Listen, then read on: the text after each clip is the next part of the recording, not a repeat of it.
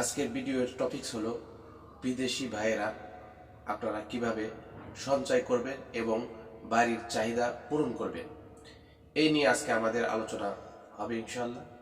আমাদের কাছে অনেক প্রবাসী ভাইয়েরা যারা দেশের প্রত্যেকটা আত্মীয় স্বজনকে ফেলে রেখে হার না মানা, হার ভাঙ্গা কষ্ট করে যারা টাকা পাঠান, দেখা যায় যে আপনি দিন শেষে আপনার টাকার কোনো হিসাব পান না এবং আপনি শুধু গাধার মতো গাধার খাটনি খাটতেছেন, শেষে আপনার কাছে কোনো টাকাই থাকে না, আপনার কোনো সঞ্চয় থাকে না। তাদের জন্যই আজকের ভিডিওটি খুবই গুরুত্বপূর্ণ হতে চলেছে।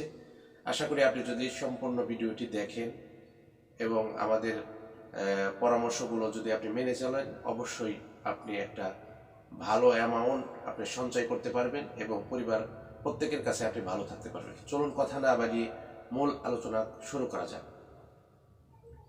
আমার এক বড় ভাই বাইরে থাকেন, আমি দেখেছি এবং সে আমাকে অনেক সময় ফোন দিয়ে বলে যে ভাই, আমি এত কষ্ট করি যাদের জন্য আমি টাকা পাঠাই, যাদের জনকে একটু খুশি রাখার জন্য আমি সব কিছু ভুলে বাইরে এসে পড়ে রয়েছি, তারা কেউ আমার কষ্ট বুঝতে চায় না। বললাম যে কেন বুঝতে চায় না, কারণ কি?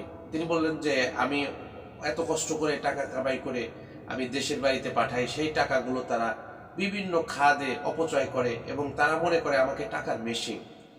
এই দুঃখটা শুধু আমার বড় ভাই তার একার না, অনেক মানুষ এরকম দুঃখ করে থাকেন। তারা বলেন যে আপনাদের এরকম সমস্যা হয়, টাকাগুলো পাঠান, বাড়ির মানুষ মাস্তি করে, এই করে সেই করে, যেটা প্রয়োজন সেটাও করে, যেটা প্রয়োজন না সেটাও করে।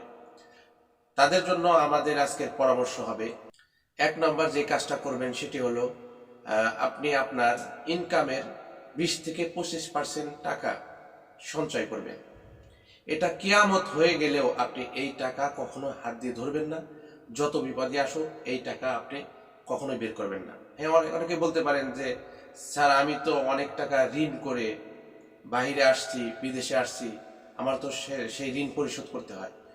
আমি জানি আপনি অনেক টাকা ঋণ করে বাইরে গেছেন, অবশ্যই আপনি ঋণ পরিশোধ করবেন। তবে আমি যেভাবে বলি এভাবে যদি আপনি আপনার জীবনে অ্যাপ্লাই করেন, অবশ্যই আপনি ভালো কিছু করতে পারবেন।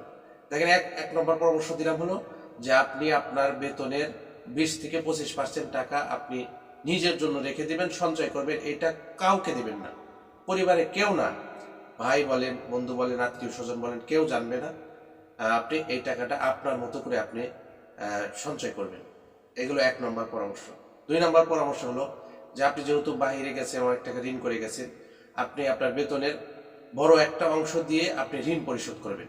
তবে এখানে একটা লক্ষণীয় বিষয় হলো, আপনি এমন একজনকে দিয়ে ঋণ পরিশোধ করবেন যার প্রতি আপনি 100% আস্থা রাখতে পারেন এবং যার কাছে আপনি ঋণ হয়েছেন, যে মাধ্যমে আপনি ঋণ হয়েছেন, সেই মাধ্যমে আপনি জেনে কনফার্ম হবেন যে আপনি যেই টাকাটা পাঠিয়েছেন ঋণ পরিশোধ করার জন্য, আপনার পুরো টাকাটা ঋণ পরিশোধের জন্য দেওয়া হয়েছে কিনা।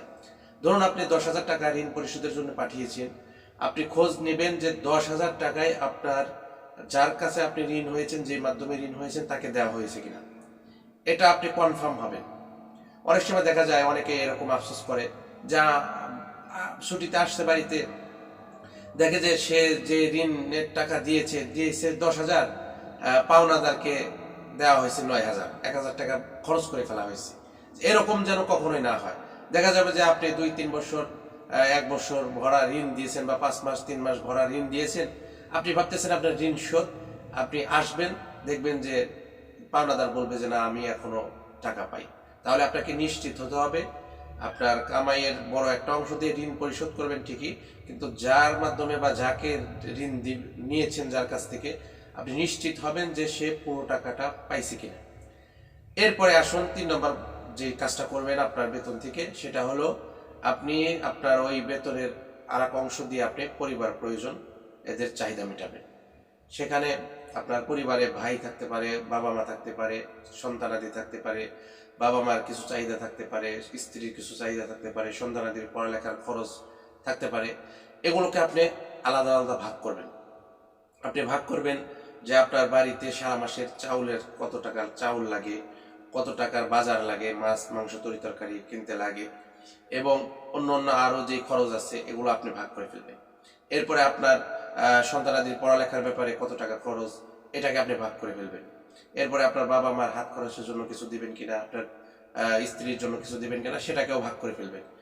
আপনি এইভাবে ভাগে ভাগে তাদের কাছে পাঠাবেন এবং যার কাছে পাঠাবেন এটাও আপনি নিশ্চিত হবেন সে সঠিকভাবে খরচ করতেছে কিনা। যে মাসেই পাঠাবেন ওই মাসে আপনি পঙ্খানো হিসাব রাখবেন, হিসাব নেবেন, তথ্য নেবেন। নেওয়ার পরে এরপরে আপনি যদি দেখেন যে না আপনার হিসাব অনুযায়ী তারা খরচ করতেছে তাহলে আপনি সেভাবে টাকা পাঠাবেন। আর যদি দেখেন যে না হিসাবে গড়বড় তাহলে আপনি টাকা পাঠানো বন্ধ করে দেবেন। স্পষ্ট কথা, টাকা পাঠানো আপনি বন্ধ করে দিবেন। আপনি ওখানে হাড় ভাঙা কষ্ট করবেন আর এরা এখানে আপনার সেই রক্ত মাংস একাকার হয়ে যাচ্ছে, সেই টাকাকে এরা বিভিন্ন খাদের অপচয় করবে, এটা তো ভাবাও দুষ্কর। তো এইদিকে আপনি অবশ্যই লক্ষ্য রাখবেন, তাহলে দেখা যাবে আপনার টাকাগুলো যথার্থ ব্যবহার হবে। আর একটা প্রশ্ন প্রবাসী ভাইয়েরা করেন, সেটা হলো যে এক পর্যায়ে আপনার ঋণ পরিশোধ হয়ে যাবে, এরপরে আপনি কি করবেন? এরপরে আপনি দেখবেন যে অনেক পরিবার থেকে আপনাকে চাপাচাপি করবে বড় ধরনের একটা বিশাল আকারে বাড়িঘর করার জন্য। বাড়িঘর অবশ্যই প্রয়োজনীয়, আমি বাড়ি করতে নিষেধ করতেছি না, তবে আপনি খেয়াল রাখবেন যে গ্রামের বাড়িতে এখনো ওইভাবে বিল্ডিং করতেই হবে ওরকম একটা পরিবেশ হয়েছে এরকম না। যতটুকু আপনার প্রয়োজন আপনি থাকা যায় মোটামুটি একটু গোছানো পরিবেশ আপনি করবেন। আপনি বড় ধরনের বিল্ডিং করার কথা মাথায় একেবারে মোটে রাখবেন না, মোটেও বিল্ডিং করার কথা রাখবেন না। যদিও করতে হয় যে একবারে অল্প পরিসরে, আপনি সেক্ষেত্রে আপনার পুরা টাকাকে হিসাব করবেন। হিসাব করার পর আপনার যদি মনে হয় যে হ্যাঁ আমার কাছে সাপোজ 50 লাখ টাকা আছে, তাহলে আপনি 20 লাখ টাকা দিয়ে আপনি বাড়ি করতে পারেন। আপনার কাছে 10 লাখ টাকা আছে, আপনি আপনি 5-7 লাখ টাকা দিয়ে একটা বাড়ি করতে পারেন। কিন্তু এরকম কখনোই করা যাবে না যে আপনি সারা জীবন কষ্ট করলেন, কষ্টর পুরা টাকা দিয়ে আপনি গ্রামের বাড়িতে একটা বড় করে বিল্ডিং করলেন। দেখেন গ্রামের বাড়িতে আপনি বড় বিল্ডিং করলেন, ভবন করলেন, গ্রামের বাড়িতে এখনো কিন্তু ভাড়ার সেরকম পরিবেশ হয় নাই যে আপনি ভাড়া দিলেন সেখান থেকে আপনার কিছু টাকা আসবে, সেটাও কিন্তু আসবে না। এই জন্য আপনার উচিত হবে যে এরকম কিছু করা যে মোটামুটি একটা পরিবেশ, যেহেতু আপনি আসার পরে আপনার থাকার জায়গা লাগবে বা আপনার পরিবার একটু ভালো থাকবে, সেই জন্য তো আপনি কষ্ট করতে গেছেন। তো সেক্ষেত্রে আপনার করণীয় হবে যে যেভাবে আপনার আয় বুঝে ব্যয় করা, আয় অনুযায়ী আপনি বাড়ি করবেন। কখনোই বড় ধরনের কাজ হাতে নিয়ে আবার আপনি কষ্ট করবেন, সারা বছর কষ্ট করবেন, আপনার কাছে 10 টাকা থাকবে না, এরকম কখনোই করা যাবে। এটা গেল বাড়ির প্রসঙ্গ। আবার অনেকের প্রশ্ন যে স্যার আমরা দেশে এসে কি করব? দেশে এসে আপনি যে কাজগুলো করতে পারেন, সর্বপ্রথম আমি আমার থেকে পরামর্শ হবে যে আপনি সর্বপ্রথম যে কাজটা করবেন সেটা হলো আপনি যেই কাজটা করে অভ্যস্ত, যে কাজটা আপনি ভালো পারেন সেই কাজটাই করবেন, সেই কাজটাই শুরু করবেন। যদি আপনি যেই কাজটা পারদর্শী সেই কাজেরই চাকরি নেবেন। পরামর্শ হবে যে যেই কাজটা আপনি যদি চাকরি না নিতে পারেন, আপনি যদি ভালো যেই কাজটা জানেন ওই কাজটা দেশে এসে শুরু করবেন। আর যদি আপনি দেখা যায় যে কাজটা আপনি করছেন দেশে বাহিরে, ওই কাজটা দেশেও করা যাইতেছে বা আপনি পারেন, তাহলে আপনি একটা চাকরি নিলেন, সেই কাজটা করবেন। এরপরে আপনি ওই কাজে থাকার কালীনই আপনি চেষ্টা করবেন যে একটা ব্যবসা দাঁড় করানোর জন্য। তো সেক্ষেত্রে আমার পরামর্শ হবে যখন আপনি ব্যবসা দাঁড় করাবেন, যেই ব্যবসাটা আপনি ভালো বোঝেন সেটাই করবেন। কখনো এরকম ব্যবসার মধ্যে ইনভেস্ট করবেন না যে ব্যবসাটা আপনি বোঝেন না, অন্যজনকে দিয়ে আপনার ব্যবসা পরিচালনা করতে হয়, এরকম ব্যবসা আপনি করবেন না। আর এখানে আরেকটা পরামর্শ হলো যে ব্যবসা কখনোই শুরুতেই বড় আকারে শুরু করবেন না, ছোট্ট আকারে শুরু করবেন, আস্তে আস্তে আস্তে আস্তে ইনভেস্ট করবেন। আর যেটা বললাম যে আপনার যে সঞ্চয়কৃত টাকা আছে সেখান থেকে আপনি পুরো টাকাটা কিন্তু ব্যবসার কাজে ইনভেস্ট করবেন না। সেক্ষেত্রে যখন আপনি ব্যবসায় লস হবে বা পড়ে যাওয়ার সম্ভাবনা আছে, পড়ে যেতেই পারেন, তখন দেখা যাবে যে আপনি খালি হাত, এত কষ্ট করছেন আপনি খালি হাত। এই জন্য ব্যবসায় কখনোই পুরো টাকা ইনভেস্ট করা যাবে না। সামান্য সামান্য পরিসরে সামান্য সামান্য পরিমাণে ইনভেস্ট করে আপনি যখন মুনাফা পাচ্ছেন, ভালো বুঝতেছেন, তখন আপনি আস্তে আস্তে ইনভেস্ট করতে পারেন। এটা গেল একটা কথা। আর একটা কথা হলো দেশে এসে অনেকেই একটা ভুলের মধ্যে পড়ে যায় যে দেশের মানুষকে এসেই অনেক মোটা আকারের হাওলাত দেয়। এটাও করবেন না।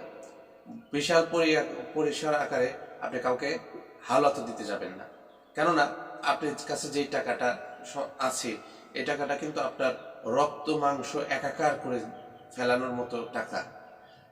অতএব আপনি মানুষকে লোন দিয়ে সেটা নিয়ে আবার বাগবিতণ্ডা, আবার সেই টাকা হারিয়ে যাওয়ার ঝুঁকি, এগুলো কখনোই নেবেন না।